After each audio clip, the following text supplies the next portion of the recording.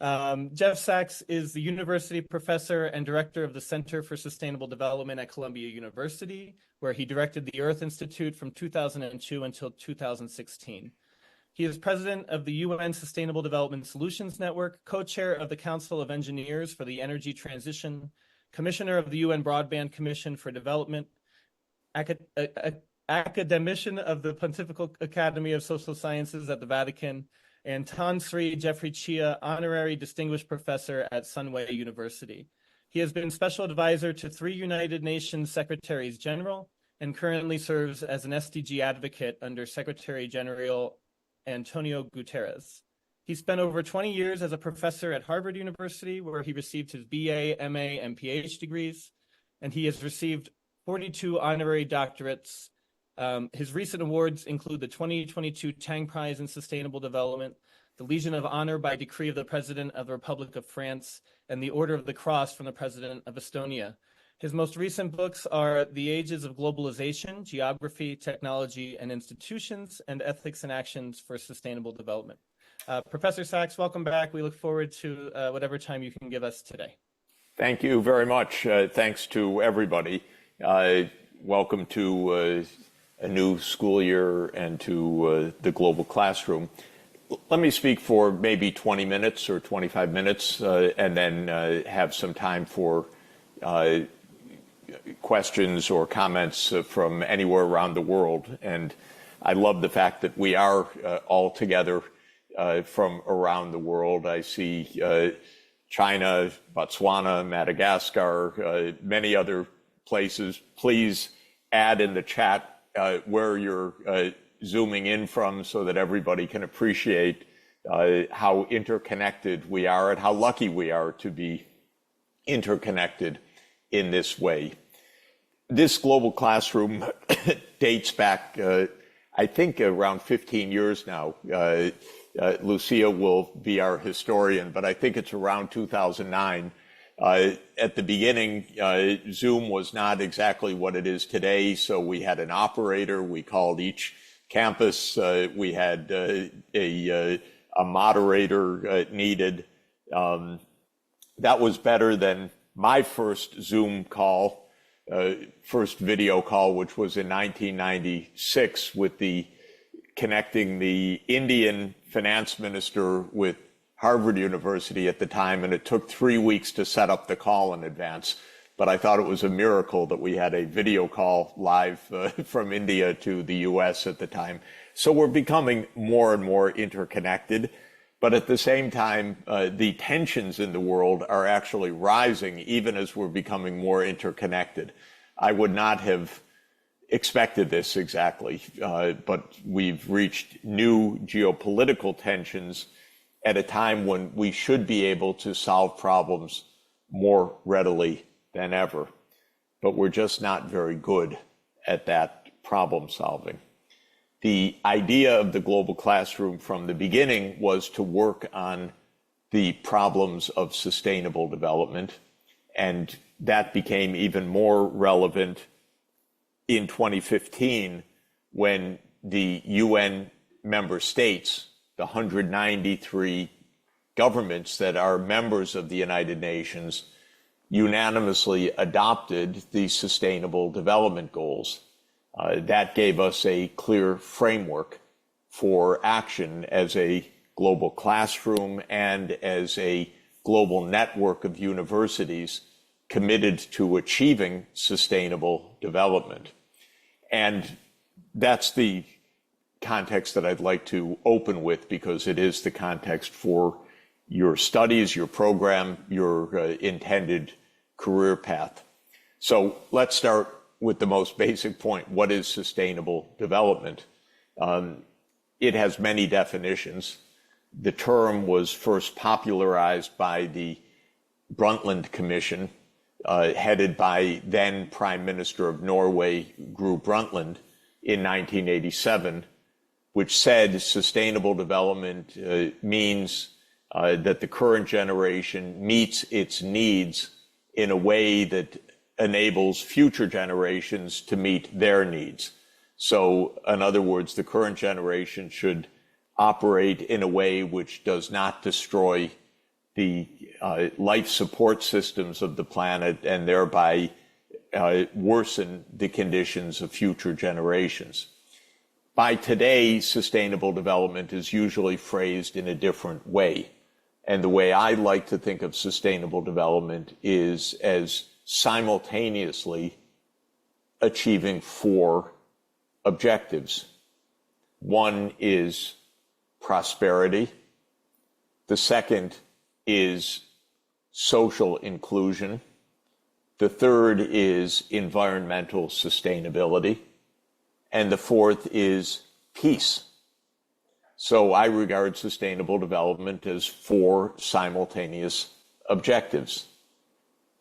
Prosperity, people, as it's sometimes said, meaning social inclusion, planet, as it's sometimes put, and peace. So we can talk about 4 Ps or 5 Ps if you add partnership to that. But the idea is that sustainable development is a holistic approach to social problem solving that is holistic in 2 senses.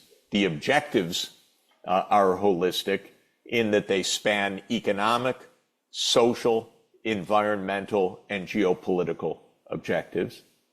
And the methods are holistic in that they span physical sciences, engineering, economics, politics, human behavioral sciences, business, aiming for a comprehensive vision of societal transformation. Well, why do we have sustainable development goals? On the one side, because these objectives, prosperity, social justice, environmental sustainability, and peace, are highly desirable. But the reason we have the goals is that we aren't achieving these objectives in any automatic way. We need goals to motivate change. So we didn't set goals just because these are important. We set goals because these outcomes are not the actual outcomes of the planet.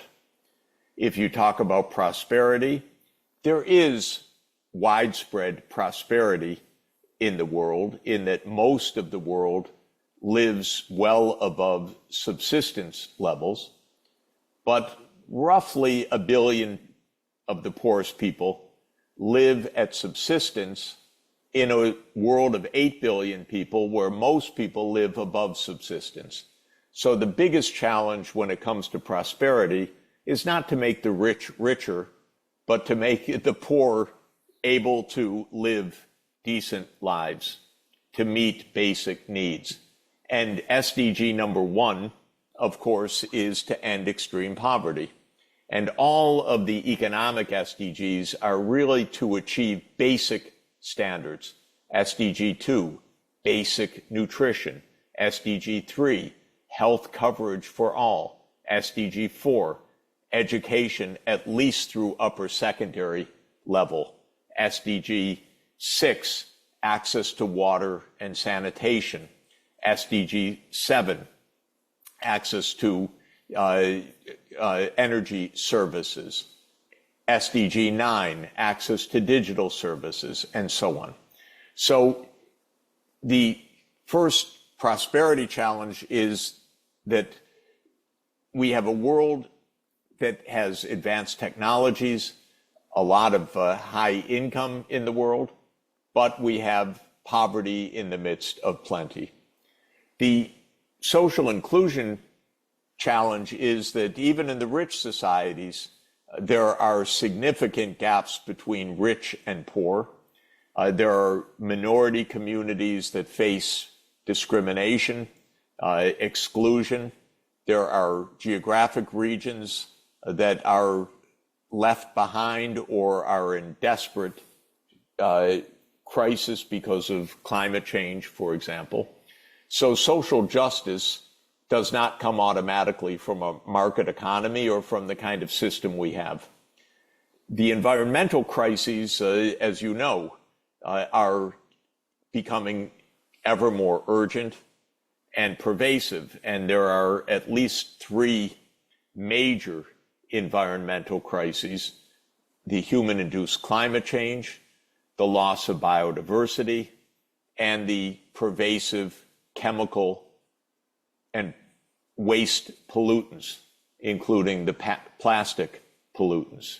So we have a multidimensional environmental crisis that continues to worsen. And when it comes to peace, unfortunately, we have dozens of open violent conflicts around the world. We have a full-fledged war between the US and Russia taking place in Ukraine right now. And even as we speak, the Russians are talking about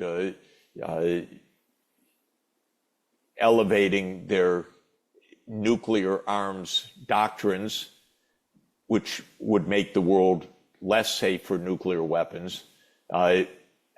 We have dangerous geopolitical tensions that need resolution through negotiation and that cannot be resolved on the battlefield, especially in a war between two nuclear superpowers. And we have very high tensions between the United States and China. So we don't achieve peace. And we have a raging war in Israel and Gaza, and the lack of political rights for the Palestinian people and basic protection. So we have sustainable development as a set of objectives, not only because prosperity, social justice, environmental sustainability, and peace are good things to have, but because our socio-political, economic, geopolitical systems that we have in the world don't deliver what we need. A lot of the work of your study and research is, why not? What's missing? Why do places stay poor? What are the drivers of inequality? How can the environmental crisis be addressed? What could be done about the geopolitical conflicts? So part of the idea is to search for workable solutions.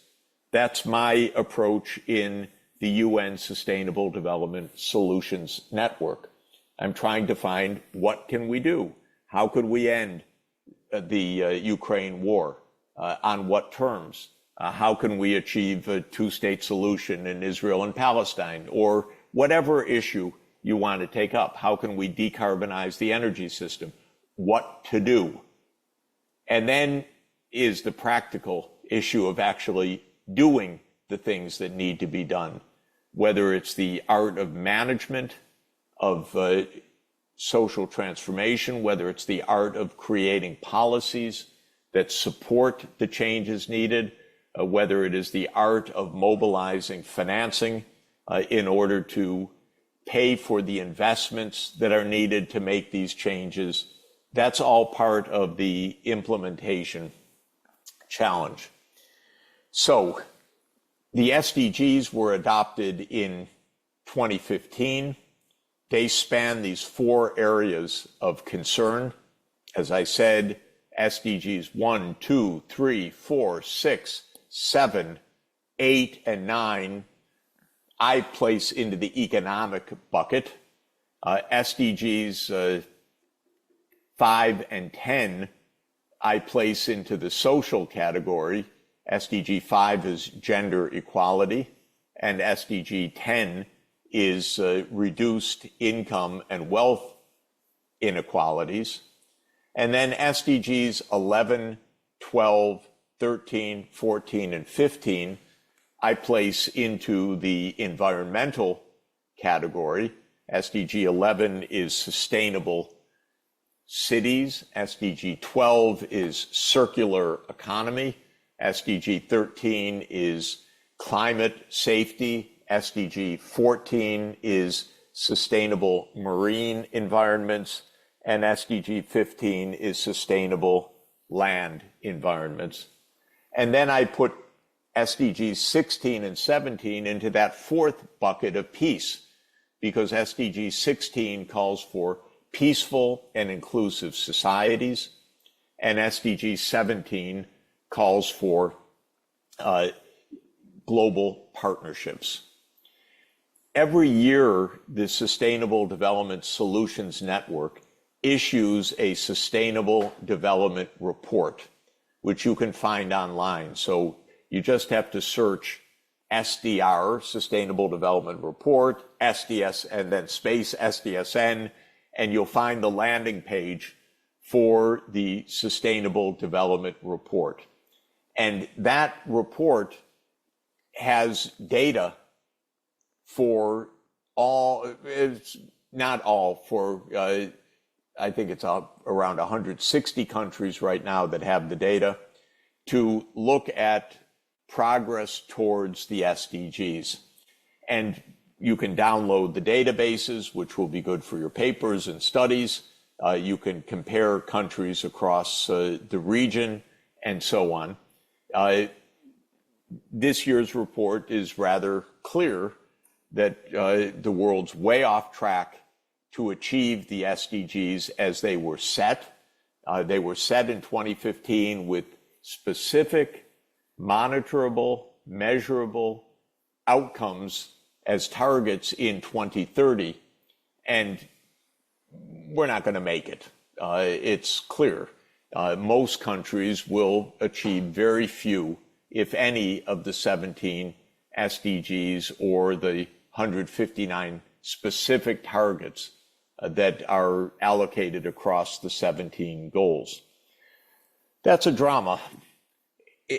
It means we're going to need more time and better strategies, better geopolitics, better financing. In other words, we need solutions that are not yet at hand. And that leads me to the last point that I want to make in the opening remarks, and that is we need global systems change. Of course, the systems change goes from the most local level. Every city, every subnational government, state or province needs to have these transformations in mind. And most do not right now. Most do not have strategies or timelines or plans to implement the SDGs. So we're off track and we need to get on track. Again, not because we have a deadline and a homework assignment in 2030, but because these are crucial goals and missing them is increasing the danger on the planet every day, the danger of massive war, the danger of irreversible climate change, the huge human costs of the suffering from poverty and exclusion. So we have an urgent agenda. I like to think about the solutions as having 6 major transformations needed in our societies at a country by country level. Very briefly, the first is education, to ensure quality education for every child and young person. The second is universal health coverage.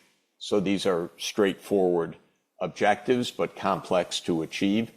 The third is the energy industrial transformation. The fourth is the land use transformation to sustainable land use, agriculture, and I should say ocean environment and sea marine environments. The fifth is sustainable cities and infrastructure. And the sixth area is the digital platforms on which services will be provided and solutions for each of the other areas. So education, health, energy, land use, urban, and digital are my 6 categories that I use to think about the long-term investment programs. But all of that requires the politics, the policy, and the global cooperation for success. And let me just say on global cooperation, there are many dimensions where countries need to cooperate with each other if we're going to succeed. one basic way is that for most countries, in order to have a zero carbon energy system, a clean, green energy system, will require interconnections with neighboring countries.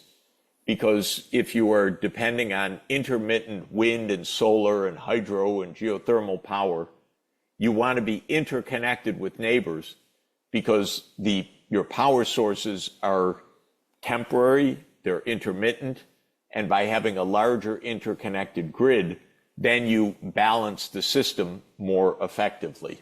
So regional, that is transnational or cross-border energy systems are paramount. The same is true for managing rivers that cross many countries, as most big rivers do. The Amazon or the Irrawaddy River, the Mekong River, or the Brahmaputra, the Ganges, and so forth are riversheds in which many countries need to cooperate, the Nile, and so on. Countries don't cooperate along these river systems often. They fight with each other over who gets the water, on what terms, what quality, what assurance. And so we need cooperation, again, cross-border, which is not easy to achieve.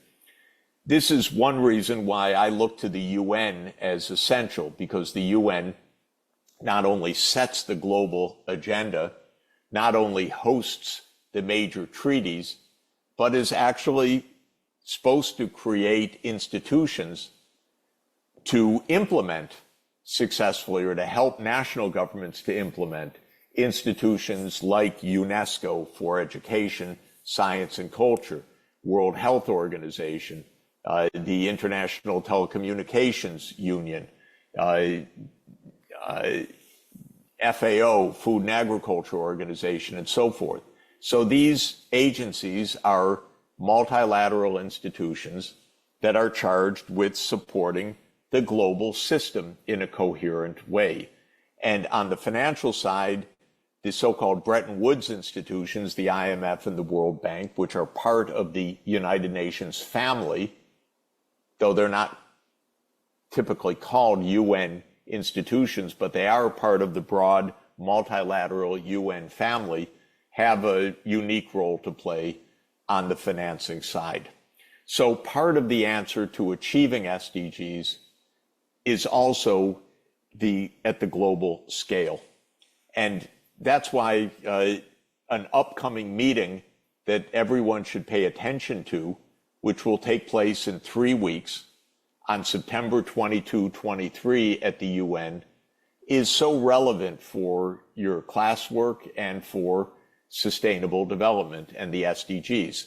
And I'm referring to a once-in-a-generation summit meeting of world leaders called the Summit of the Future, which will be at UN headquarters September 22, 23.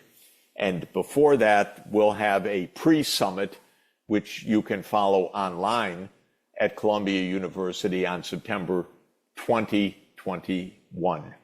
So what is this Summit of the Future? This is a conference that was called by UN Secretary General Antonio Guterres to say to the member states of the UN, the 193 members, we need to do better. We need to reform the UN institutions. These are not working properly. They don't finance properly.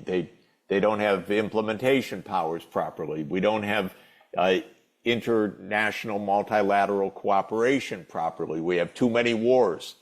We have technologies that most countries don't control, but that are very pervasive and potentially dangerous, like the new artificial intelligence technologies, also potentially very powerful for problem solving. So this Summit of the Future aims to address 5 major challenges to get the world system to work right. And let me just summarize those 5 major topics, and then I will close and we can have a few minutes of discussion. So there are 5 buckets of topics that will be discussed at the Summit of the Future. Number 1 is sustainable development. The starting point for the discussion is that the SDGs are off track. What are we going to do about it? And one major focus of this first bucket is SDG finance.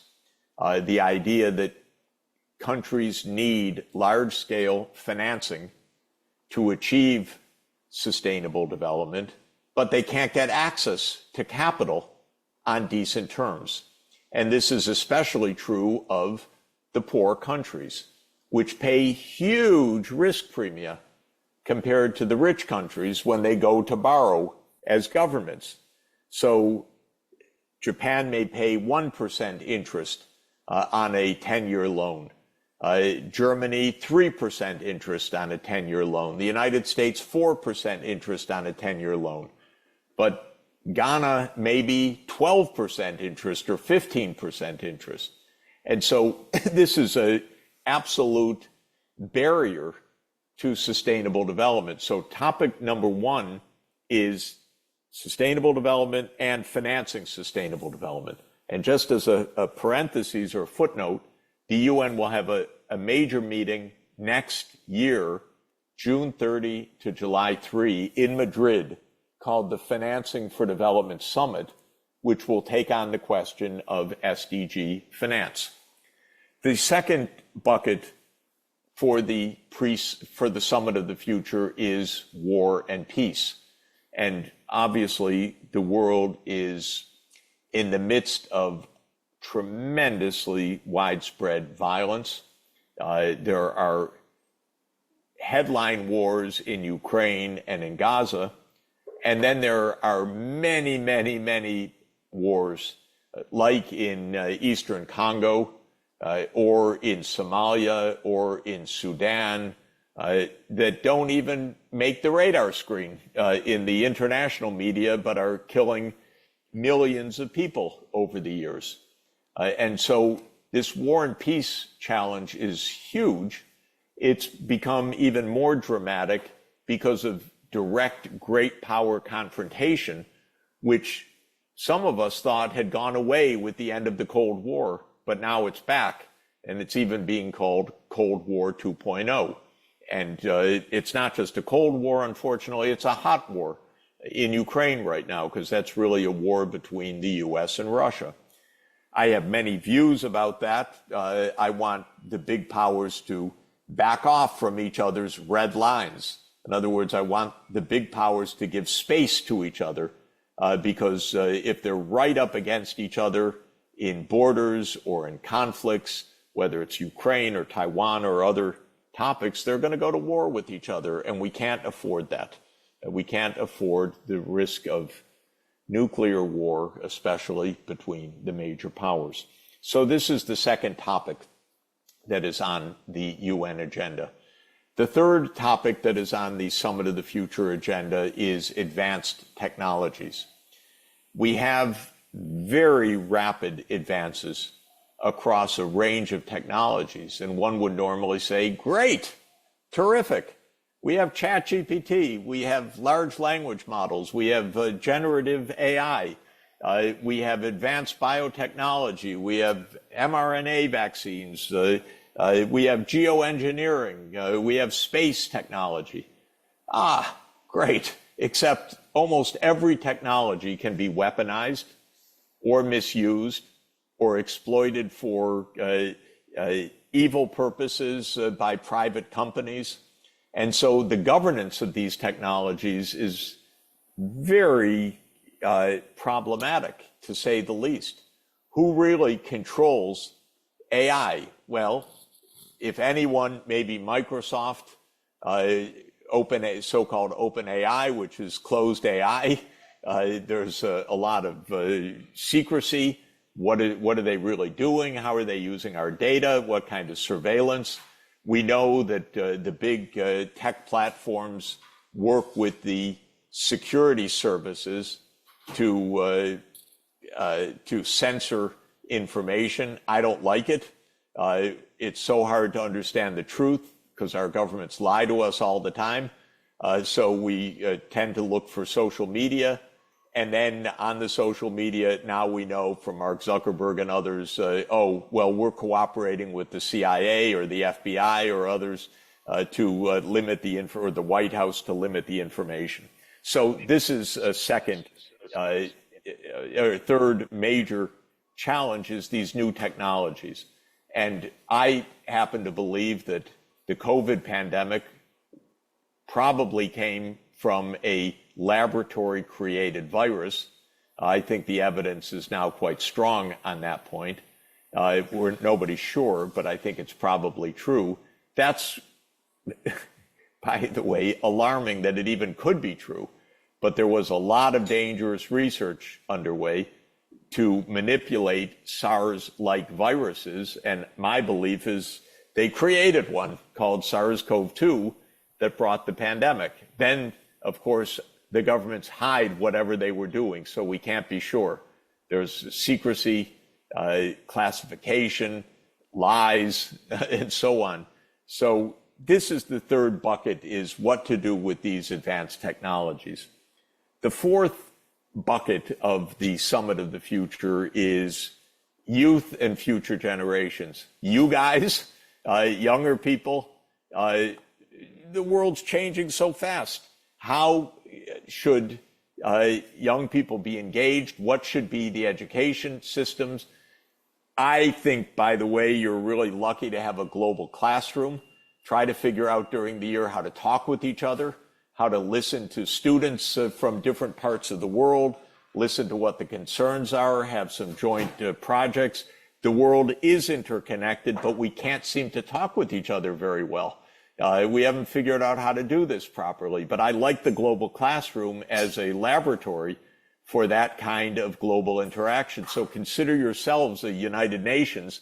Try to figure out how to solve the problems and at least get someone halfway around the world to understand what's going on in your society and to listen to what's going on in their society. So don't just have talking heads like me during the whole year. Make sure you're talking to each other as part of the benefit of the global classroom.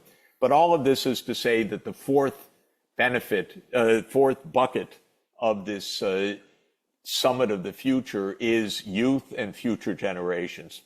And the fifth bucket is fixing the UN itself. Now, I love the UN, but I can tell you it doesn't fulfill its purposes. I love the UN partly because I love the idea that the world should be united and that we should find common ways to do things. I love the UN for its purpose of avoiding war and even creating a UN Security Council as the world's central place for peacekeeping and war avoidance. I love the UN for being the repository of global goals like the SDGs. I love the UN for being the repository of global treaties like the UN Framework Convention, the Convention on Biological Diversity, the Nuclear Non-Proliferation Treaty. I love the UN for being the holder of international law, like under the UN Charter, and to be a global conscience led by the Universal Declaration of Human Rights and the human rights mechanisms. Now, I can tell you all of that's great, but none of it quite works according to the hopes that we have for it. And so the fifth area of discussion is how to make the UN work better. There are all sorts of ideas. And if you look at the SDR 2024, which I mentioned, I think Mark provided the link to it, Professor Orrs. We have a statement by the SDSN in each of these areas, what could be done to strengthen the system, including in this fifth area, what could be done to strengthen the UN system. For example, a UN parliament that sits alongside the UN General Assembly, the General Assembly is one nation, one vote. We could also have a parliamentary system that is representing populations more proportionally. For example, in the UN, the biggest country is India with more than 1.4 billion people. The smallest country is Nauru with 12,000 people. In the General Assembly, they each get one vote. I like Nauru, but I don't think it should have as many votes as China or India or other giants in some decision making. And so we need to figure out new institutions, how to reform the UN Security Council for more representation. The UN Security Council is based on the 1945 power structure. US, UK, France, Russia, China as the 5 permanent members. Where's India? India is a world superpower, but it's not there because in 1945 it was still a colony of Britain. And so these are changes that need to be made. And I'm hoping that there is the means within peace, deliberation, rationality, decency for the UN to reform itself to be more effective for the next 75 years of this century. So let me stop there, pass the mic back over to you, Mark, and I have, unfortunately, just 6 minutes, but if we could take a question, perhaps that would be great. Wonderful. Thank you so much. And we understand you don't have much more time. Let's go to our colleagues in Madagascar for the first question. Jean-Baptiste, would you like to ask your question? Yes. Yes. Can you hear me? I do.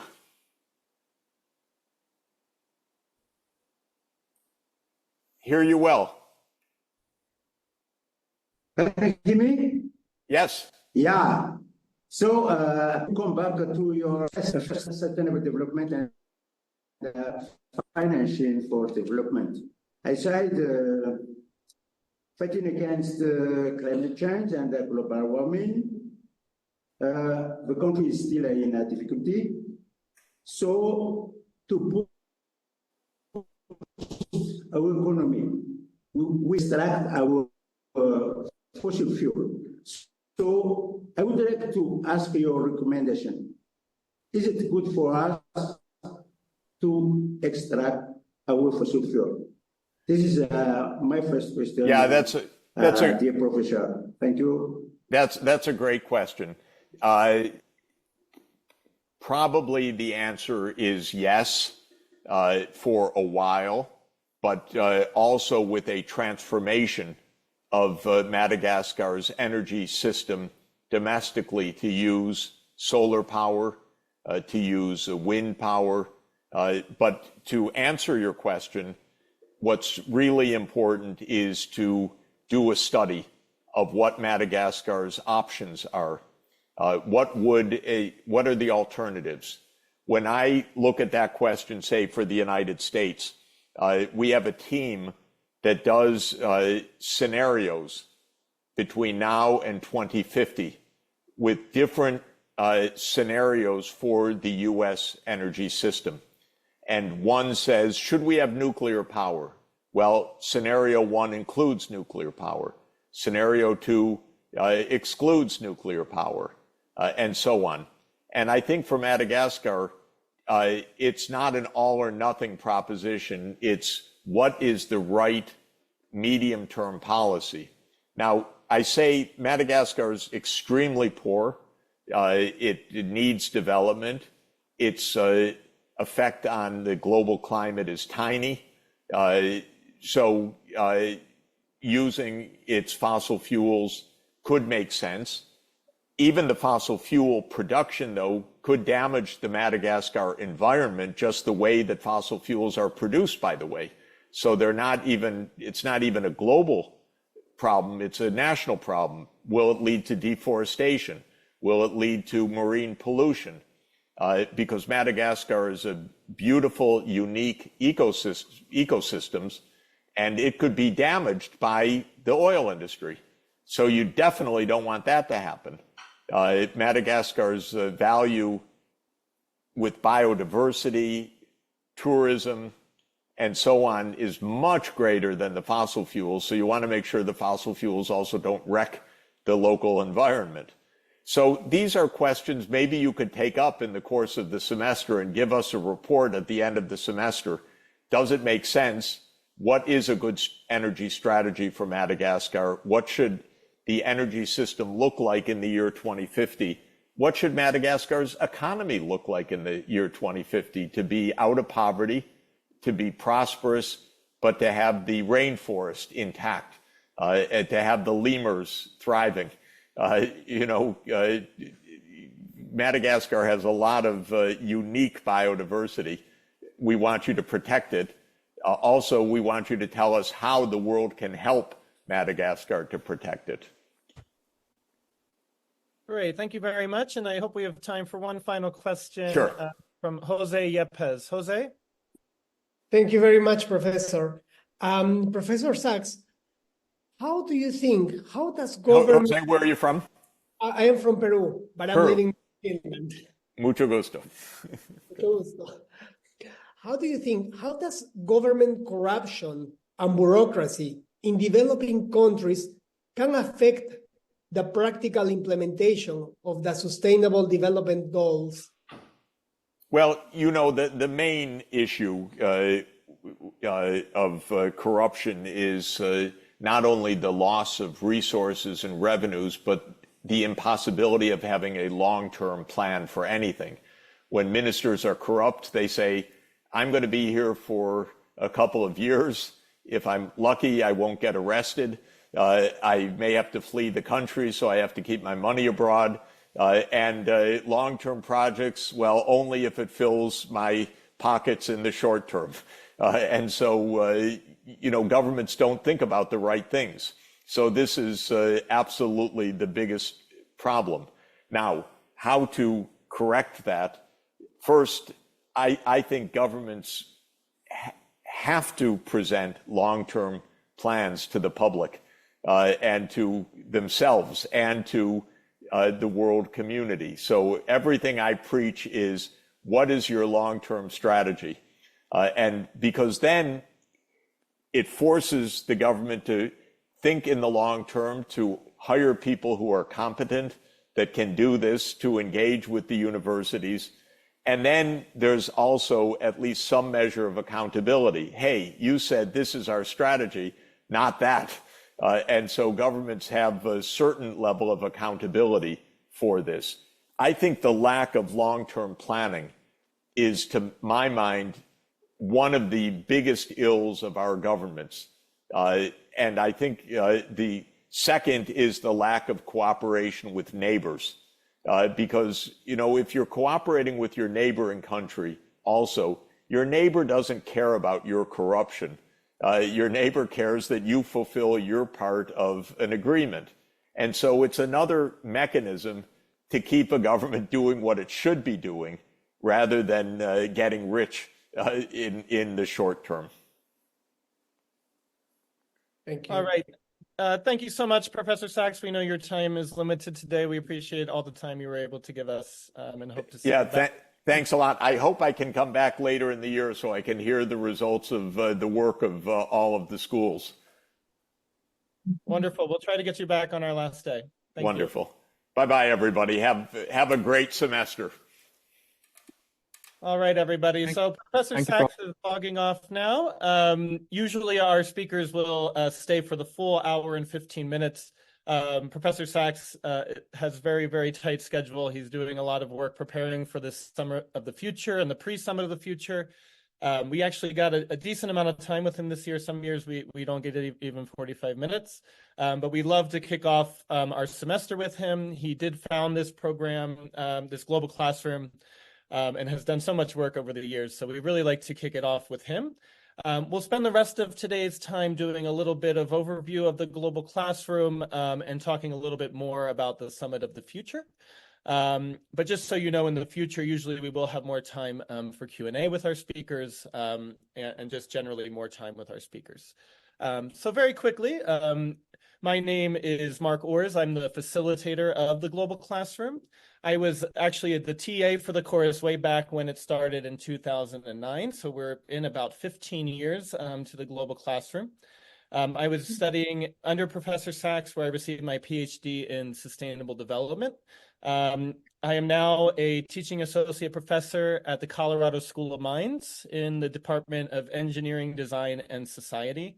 And I continue to help lead this classroom, identify our speakers, and I work with some colleagues here, and I would like them to quickly introduce themselves, and then I'll be turning it over to one of them to talk a little bit more about the Summit of the Future and perhaps answer some more of the questions that have been posted to our Slido deck. So first, I would like to acknowledge our hosts at Lehigh University. So you can all see Lehigh University classroom in one of the slides. Lehigh, give us a wave, hand wave. So those are the students in the Global Classroom at Lehigh University, located in Bethlehem, Pennsylvania, just outside of New York City and Philadelphia. They've been hosting us here in the Global Classroom for many years now, and we couldn't do it without them. We very much appreciate their help. Professor Bill Hunter, who leads the class there, as well as Peggy Kane, who helps with all of the website and Zoom and background. So thank you so much to Peggy, to Bill, to Lehigh. If you were wondering why the URL link redirects to a Lehigh website, that helps explain it. I spent 6 wonderful years at Lehigh before coming to Colorado. So thank you for all you do at Lehigh University. Next, I'll turn it over to Lucia Rodriguez, who oversees the Global Classroom as part of her work with the Sustainable Development Solutions Network. Lucia, would you like to say good morning? Just good morning, everyone. Really, really excited to have you all here. And just please make sure that I have your email. If you're on this call, it's because I have your email, but I will be sending you notices every week in terms of the speaker and what to prepare. And Mark and I coordinate that. So, so just make sure that I have your email. And if you have any questions, any concerns, even speakers, if you have a high-level speaker that you think should be part of this series, let me know. And I just need their name, and I'll need their contact and why you think a sentence or two they should be featured on Global Classrooms and address the course. But just letting you know that I'm looking for females. I have a lot of males, and I have a lot of males in the Global North. So I really need males or females from around the world, other parts of the world. Okay, that's it. Thank you. And turning it over to Professor Walsh. Hi. So welcome everyone to this year's Global Classroom. And I was thinking about that this morning, actually, 15 years. I actually remember the 2009. We were using Adobe technology and phone lines to actually do what we do today, but that was interesting. So my name is Patrick Paul Walsh. I go by Paul. I'm a full professor in University College Dublin, but I'm on secondment to the UN Sustainable Development Solutions Network with responsibility for education, and hence the Global Classroom is very important to me. It's an important part of the MDP programs, the SDG Academy, and other online programs. But so what I want to do today, if it's okay, Mark. So first, I want to second your vote of thanks to Lehigh. I'm very appreciative to Bill Hunter and his class, and Peggy for obviously hosting the Global Classroom. I think this has been happening since 2017, actually, if I'm correct. So that's very much appreciated. And a lot of classrooms obviously flip them back into their own discussions and do their own homeworks as a result. But it's just so nice to be able to share some experts on the 4 dimensions of sustainable development, meaning economy, environment, governance, and society. So today, what I'd like just to do, if it's okay, I kind of feel I have a few slides, but a very short time on maybe introducing SDSN and the Academy, but I'll share the slides. You can look at them in detail. But I do want to look at our common agenda and to position the Summit of the Future within the common agenda, because there's actually a framework from 2021 up to 2025. And actually, the Summit of the Future is just part of a sequence of actual accelerators within the Common Agenda. So I just want to explain that to you. I also want to show you a MOOC that the Academy did over the summer, which was to take some of the historical global classrooms and place them in the policy briefs and the chapters of the Summit of the Future. So going forward, you'll actually see when we do our lectures here that we can actually map them into the chapters of the Summit of the Future and the Pact for the Future, the Global Digital Compact, and the Pact for Future Generations. So I might do that on purpose, in the weekly newsletter. We might actually just give it an indicator how that is actually mapping into the Summit of the Future and the World Social Summit that will follow. Is that okay when I have a go at that, Mark? Yep, sounds great. Yeah.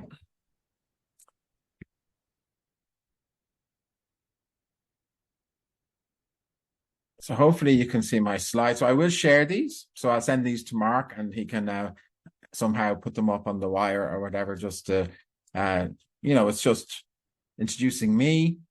Very quickly, SDSN, it was actually established in 2012 as part of Rio Plus 20, where there was a feeling with 3 years of consultative processes across governmental and non-governmental groups that there would have to be a synthesis of the recommendations that would, stay within the legal treaties, would be using appropriate data and science and so on. So SDSN, at the time co-chaired by Amina Mohammed and Jeffrey Sachs, was to synthesize the recommendations coming from the post-2015 agenda setting in the consultative process. Amina Mohammed now, of course, is the Deputy Secretary General responsibility for sustainable development.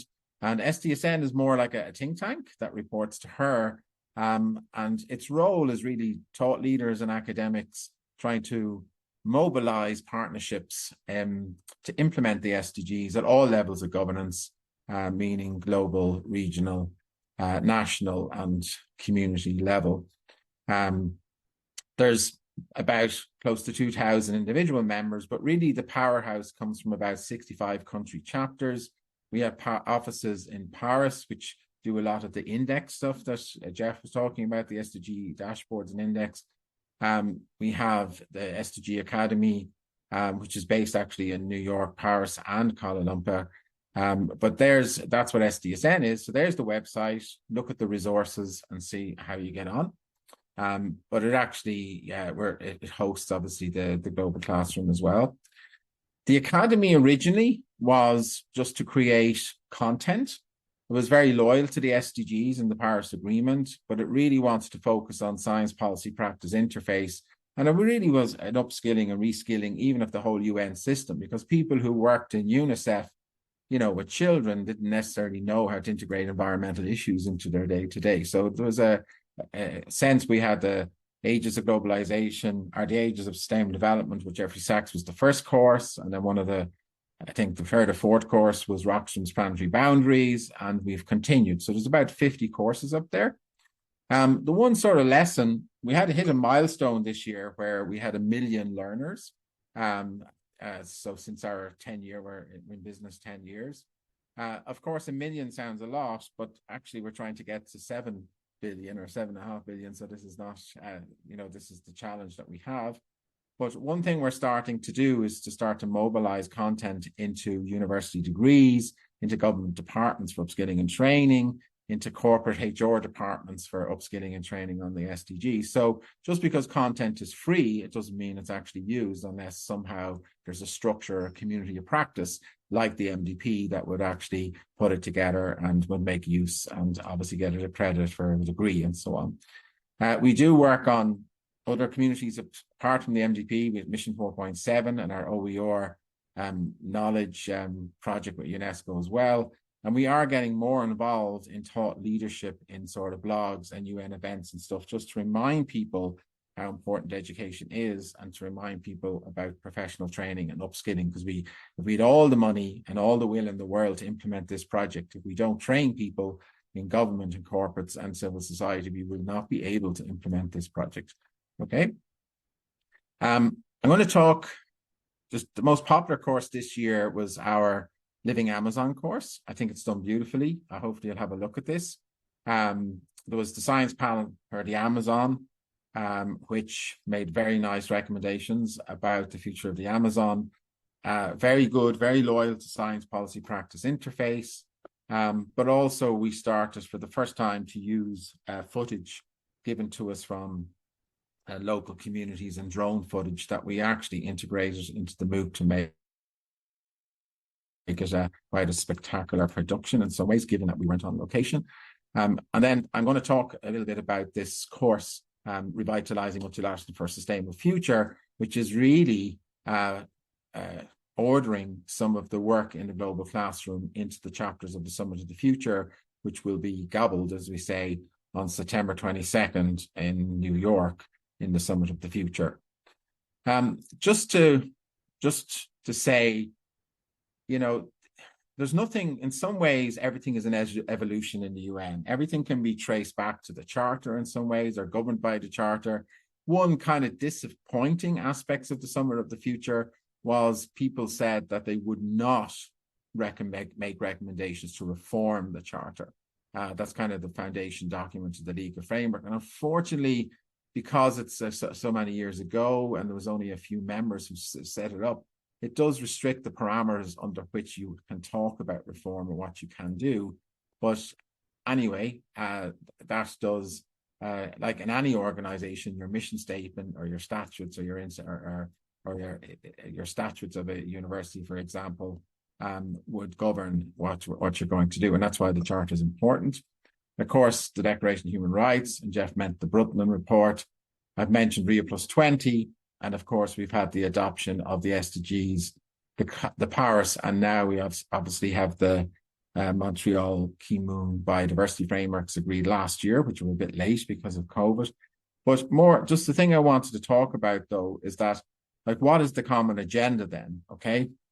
So in 2021, Guterres was feeling that progress on the SDGs needs to be accelerated. It was slow. Now, this was before COVID. It was before the geopolitical situation. So things have actually got far worse. But at that time, there was still a feeling we needed to accelerate the SDGs.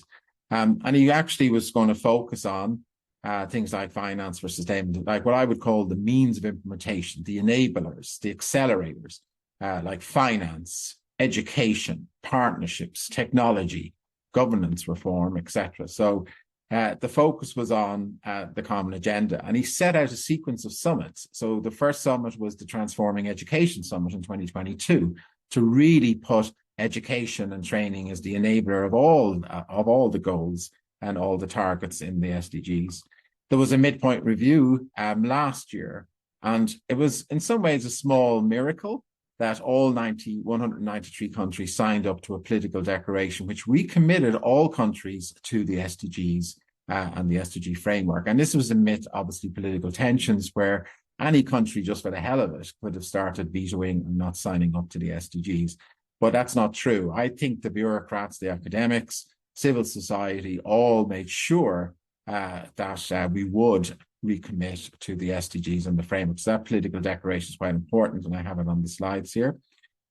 The next step is the Summit of the Future, which I'm going to describe, which is just to reimagine the whole future of governance, not just in the UN, but how it relates to the intergovernmental institutions like the World Bank, also to how it represents institutions like in corporates or in universities, etc. So in a lot of ways, it's a very governance focus, and I'll explain why in a second, but that's the Summit of the Future, with the Pact for the Future, which has 5 chapters, and embedded in the chapters is the Global Compact, the Digital Compact, and the Pact for Future Generations. And all of this is going to end with the World Social Summit next year, right? So the one thing, I won't play the video today, but it's in the slides, is that suddenly there was a lot of excitement in 2021 about accelerating, the big accelerators for getting the SDGs across the line in 2030, and it's going to be called our Common Agenda. And in the video, it's really all about values and people signing up to multilateralism, signing up to the idea that you should have empathy for people outside your country and for nature. And I thought that was very simple. I honestly was saying, is this it? our common agenda? Is this what it's just about value setting? But actually, looking in the world we are today and where the World Social Summit will do next year, it is actually a time for all countries everywhere and people everywhere to start taking, well, how seriously do we take the idea that we have responsibility for the oceans, for climate change, for biodiversity, for food systems, and for people everywhere at every moment. And you know, the reality is that we do have to reinvigorate and get people back on track to think about the importance of multilateralism. And the reality is that we can all say, I just want to be left alone, I'm going to stay in my own country. But the reality is that climate change and what's happening in the oceans and through our food systems, like this is like 20 nuclear bombs going off in the future. That's the reality. So we can't do this on our own. We do have to cooperate and sit down and actually create these solutions and pathways to these issues. So in some ways, whether by choice or by just, you know, some sort of moral guidance, we do have to think about reinvigorating multilateralism. And that's really what a common agenda is all about. It starts off with value setting. It ends up with a kind of a new social contract of us all to sign. And in the middle of it, we look at the issues that we think can actually help us a lot, like education and partnership and financing and so on. Okay. So there's the agenda. One thing I could say about what I thought was interesting in 2021 in the General Assembly meeting was for the first time, the Secretary General comes into a room and rather than saying, here we are, we have leaders of all the countries, we're here to be positive, we're here to think about a peaceful and sustainable future, you know, and let's just reimagine and move forward. Normally, he would not bring up the current problems in a sense. We want to be dreamers, we want to be idealists. We don't really want to be realists in some ways, but he mentioned these four dystopian futures, which are accelerating very rapidly in front of our eyes. And I don't have time to go through them today. But in some ways, the Sustainable Development Possibility, which was signed, and the recommitment to this in the political declaration in last year's General Assembly, is really the antidote to this. And this is what we're trying to work on in this course. And now just to get to the Summit of the Future, of the Pact of the Future. The Summit of the Future is, as Jeff says, broken up into 5 topics or 5 chapters. He's already gone through them. We'll go through them again. Just to watch out for the fact, though, that they all talk about the 3 pacts that will be gobbled or signed on September 22nd. But actually, the Global Digital Compact is part of Chapter 3, the chapter on science, technology, innovation, and digital cooperation. And then the Pact or the Declaration of Future Generations is actually part of Chapter 4, which is on youth and future generations. And there is one overarching pact called the Pact for the Future. So that might be confusing. If you go onto this website here, you will see what's called revision 3. So we've already seen revision 1 of the documents,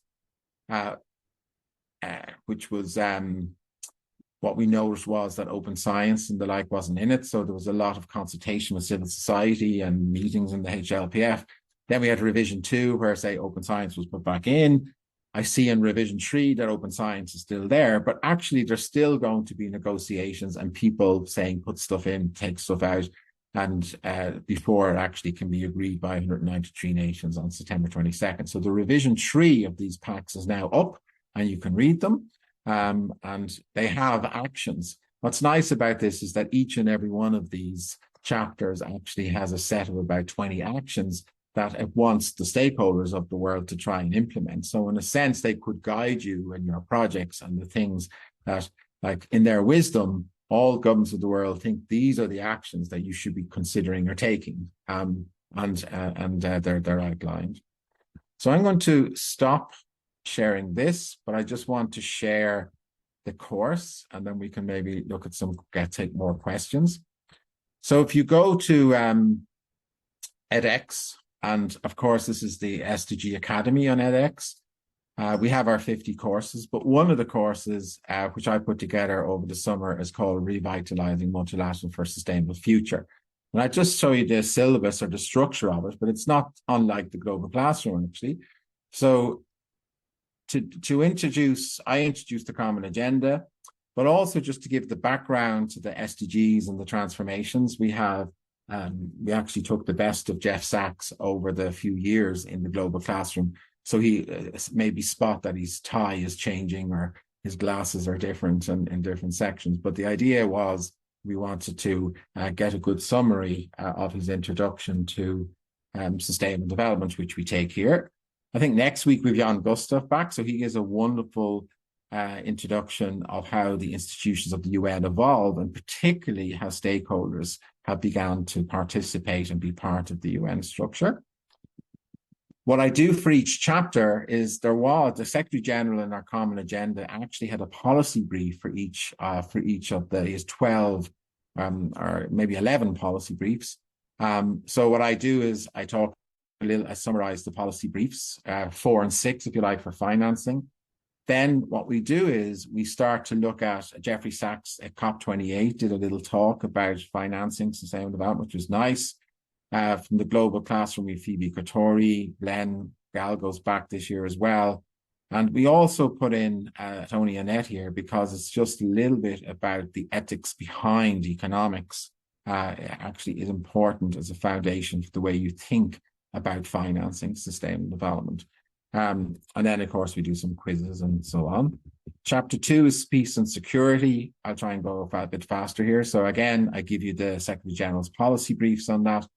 Then I show SDSN had a session on SDG 16 at the Partnership Forum in 2024. Jeffrey Sachs, on behalf of SDSN, was a witness statement to the Security Council on all global conflicts at the moment and possible solutions. And that was given on November 20, 2023. One of the greatest sort of visions for peace, and somebody who actually forecasted all the problems we're having at the moment, is John F. Kennedy. So it's very interesting to go back on his strategy for peace. That's obviously 60 years ago, and his speeches on that. So he had a lot of foresight going on. Digital cooperation, again, there's the actual policy briefs for the Common Agenda, and then SDSN has its trends roundtable that talks about the data revolution you need for sustainable development. Jeffrey Sachs talks about the digital sort of education resources that you need. And then we also have a speech on digital platforms, etc., and then activities. Chapter 4 is on youth and future generations. We focus a lot here really on transforming education. It's a talk that I've given to the global classroom. Jeffrey Sachs gave a very nice opening to the Transforming Education's Summit in 2022, in particular focusing on what you have to do in the fiscal side to actually stimulate keep people in school and learning, and obviously transforming education to include STEM, non-STEM, and the greening of education, so on. We've an excellent talk by Ilan on a very experienced person in the UN system and at national level talking about meaningful youth engagement. And then finally, chapter 5, we have the policy briefs. And there's, again, a very good speaker to the global classroom, Paulo Caballero, and a lecture I used to give on economics of sustainable development. Just again, these are mapped reasonably well into the policy briefs, and they are mapped reasonably well into the actions or the outcomes of Vision 2 of the Pacts for the Future and their associated Global Digital Compact and Pact for Future Generations. So at the end of the section, I look to the World Social Summit, just to so, and that's something we should understand, that at the moment, in a sense, what these revisions or Pact of Future will do is actually outline where the possibilities are, where governments have decided that they would like maybe some thinking and progress on, and they've all agreed to that, 193 nations, so it's a bit of a compromise. But then they've set out the, whatever it is, 120 actions, which we can actually do work on. But at the end of the day, we want to sign a World Global Compact, social compact, where we all sign up to some responsibility for people and for planet, you know, outside our own sphere of influence and outside our own kind of countries and neighborhoods.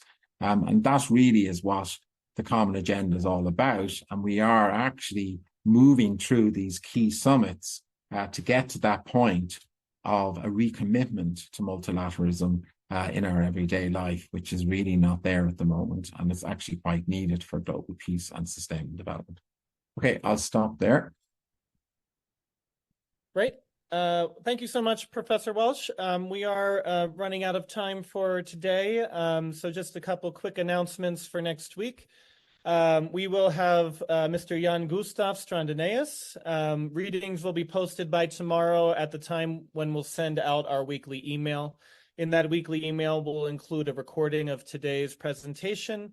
We'll include links to the website, to the readings, to the Slido page. We'll also provide slides when they're available, including today's slides from Professor Walsh. So look for that email tomorrow. Again, next week, the speaker will speak for the entire time, or will join us for the entire time, which is a full 75 minutes. We try to reserve the last 30 minutes or so for Q&A. So next week, you can expect Jan Gustav Strandenaeus, who will give an overview of the UN, of the high-level political forum, and we'll have about 45 minutes of presentation, followed by about 30 minutes of Q&A. So look for the email tomorrow. See you again next week. We hope you enjoyed Professor Sachs's opening remarks, and we thank Professor Walsh for providing a wealth of additional resources that are available for you to supplement or complement your learning throughout this semester. So with that, have a happy local time, and we will see you all next Tuesday. Thank you very much. Thanks, Mark.